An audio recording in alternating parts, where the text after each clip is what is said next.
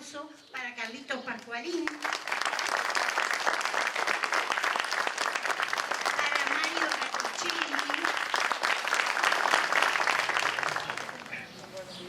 Bueno, chicos, yo les voy a contar más o menos cómo fue la formación de este pueblo en sus inicios. Este pueblo nace por una disputa, o sea, una pelea entre dos curas, el cura de Gualeguay y el cura de Nogoyá. Se peleaban por la jurisdicción, se peleaban porque quién tenía territorio. Estamos hablando en una época que la iglesia tenía territorio, tenía ejército, iba a la guerra, pero esa es otra historia. Bueno, la pelea de estos dos curas hizo que el virrey con el obispo Malvari Pinto de Buenos Aires lo mandaran a Tomás de Rocamora para que solucione el problema. Don Tomás de Rocamora era un sargento del rey. Para que se den cuenta o lo relacionen, ¿ustedes miran el zorro? ¿Les gusta mirar el zorro al mediodía?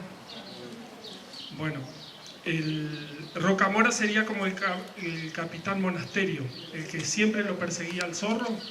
Bueno, algo así.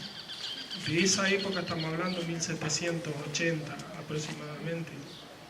Bueno, don Tomás de Rocamora marcó la mitad del río Gualeguay y el arroyo Nogoyá.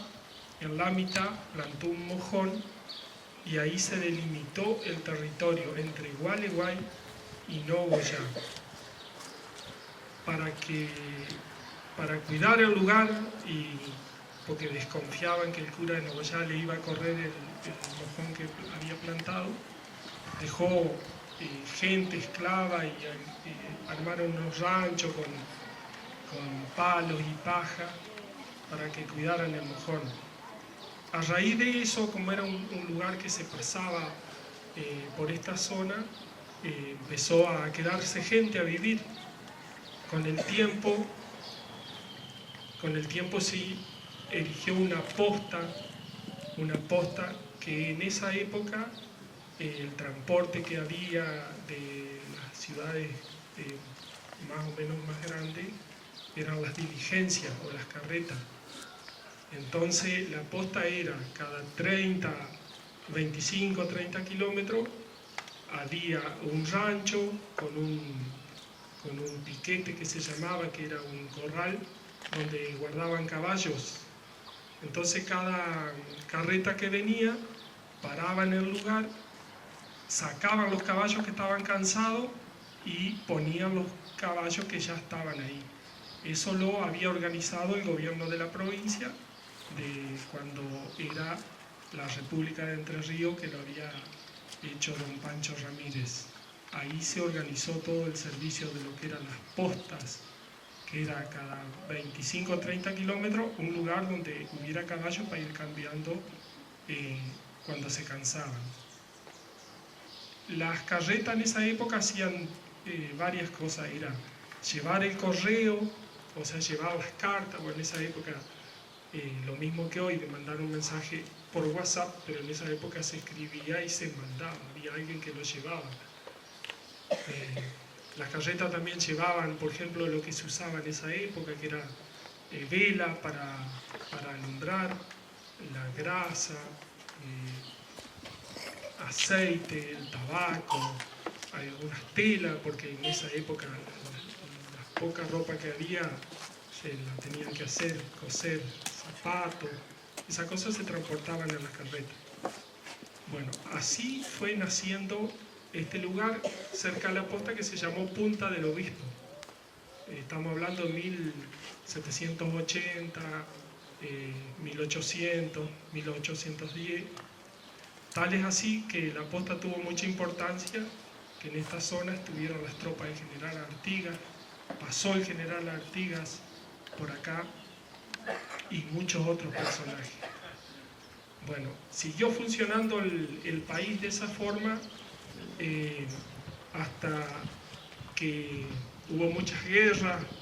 Recuerden que Pancho Ramírez primero era soldado de Artigas, pelearon contra los porteños, después se pasó del bando de los porteños, pelearon contra Artigas, lo corrieron a Artigas de la provincia, se erigió como gobernador, después lo traicionaron los porteños, lo mandaron a matar, y así siguió la zona esta con puras peleas, luchas, hasta que el general Urquiza más o menos reorganizó el país y empieza la Constitución.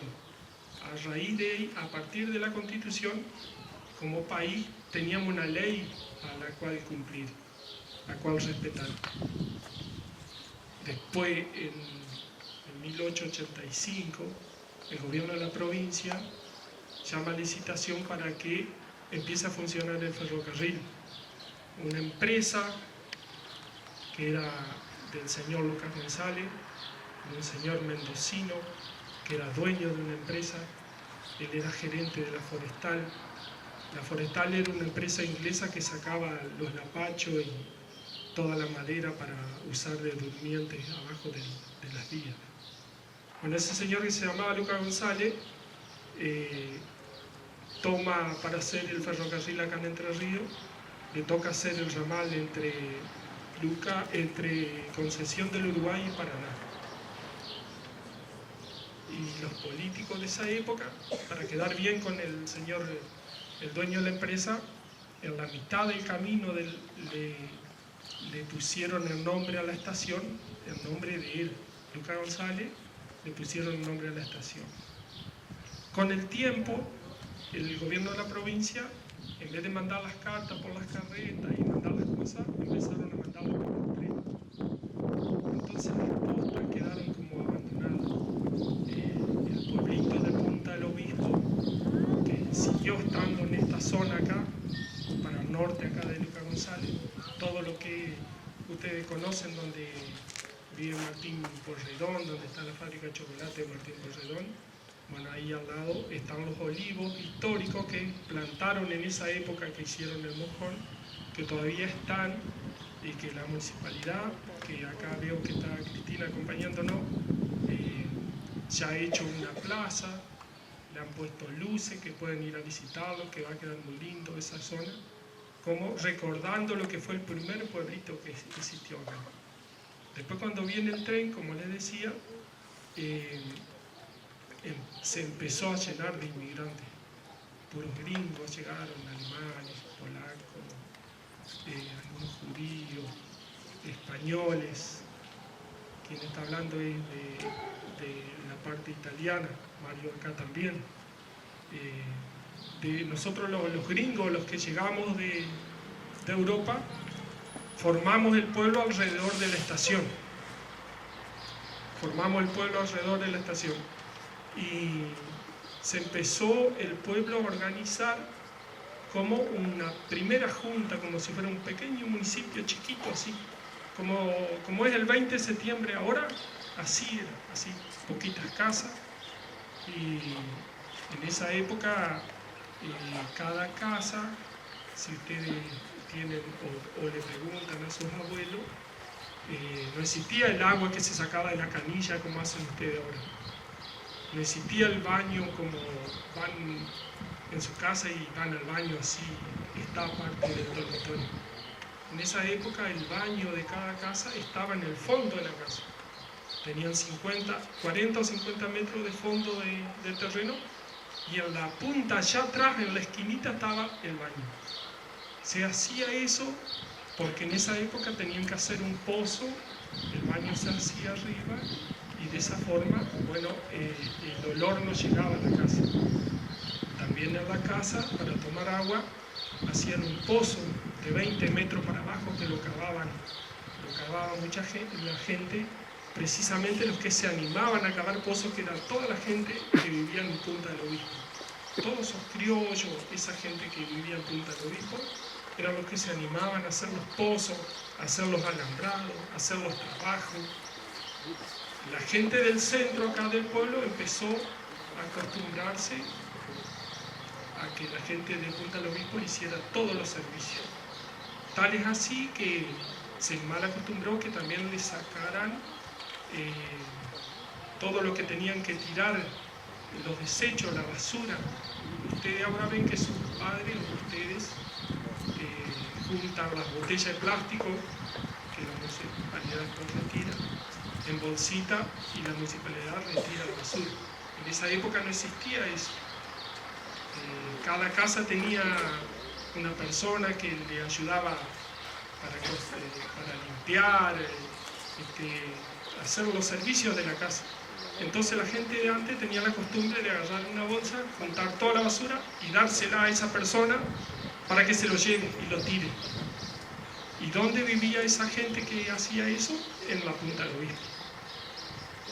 ¿A dónde se hizo el basural? Si ustedes tienen un recuerdo o se dan cuenta, en aquel lado. Que fue algo injusto, porque si no te pones a pensar, ¿por qué no lo hicieron para el otro lado? Lo que pasa es que en esa época no existía el valor a la basura, darle valor y separar la basura y lo que servía para abonar la tierra, y las otras cosas se podían reutilizar. Eso es lo que ustedes, gracias a Dios, nos están enseñando.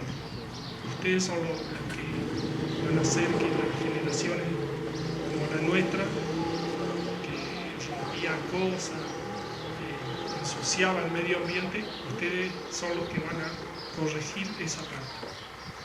Bueno, les decía, después de esto, la gente acá alrededor de la estación formó una comisión y empezaron a formar lo que sería la primera junta o la municipalidad para poder convivir en cuanto a tener los servicios, a juntarse la basura, pagar los impuestos, poner las pocas luces que había en esa época, en alguna esquinita, algún poco de luz. Llegó Camario, que ya le va a hablar, los hermanos Soft tenían una usina que era un motor que lo encendía y esa era la luz que había. Empezaron a aparecer las primeras radios. Así que así se fue formando el pueblo alrededor de la estación. Y con el tiempo, imagínense que antes, que yo les decía que llevaban las cartas, las llevaban, los chasques las llevaban a la carreta, se mandaba para el señor, qué sé yo, Juan Pérez de Punta del Obispo, así decían las cartas. Entonces venía el chasque, venía la carreta y dejaba en la posta la carta y Juan Pérez ya iba a la posta a ver si le llegaba una carta, así, que decía Juan Pérez de Punta del Obispo. Cuando la estación se llamó Lucas González, la gente mandaba las cartas o las cosas, decía, bueno, qué sé yo, a Pedro Gutiérrez de Lucas González. Y con el tiempo quedó de Lucas González, hasta que la iglesia cambió el santo, porque el primer santo que existió acá era San Antonio. Estamos hablando del año 1800. Se veneró San Antonio. Y el cura, con buen criterio, para que no se complique ese tema, le pusieron San Lucas para que concordara con el nombre de la estación. Y así quedó el nombre de la ciudad, Lucas González. Y ahora sí, le va a hablar Mario, que le va a comentar cómo empezó las primeras organizaciones, cómo se empezó a formar el municipio, organizándonos como pueblo.